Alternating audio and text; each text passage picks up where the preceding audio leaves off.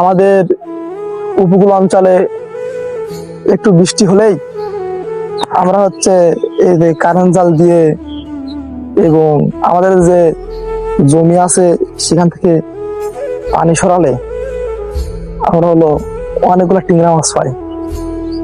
এটা দেখেন, আজকে এই জাল পাতলাম, কারেন্ট জালের ভিতর কিন্তু এই টিংরা মাছ বাঁচছে। আজকে তেমন বেশি বাদি নাই, কারণ আজকে বেশি বৃষ্টি হয়নি বলে বেশি টিংরা মাছ ধরেনি। কালকে অনেকগুলা টিংরা মাছ কিন্তু এই জালে বাঁধছিল।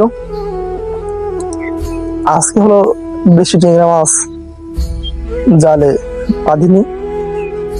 এটা একটা, এটা কিন্তু টিংরা মাছ না, এটা নদীর মাছ। এটা একটা ভোলা মাছ, আর যেগুলো বাচ্চা সবগুলো টিংরা মাছ।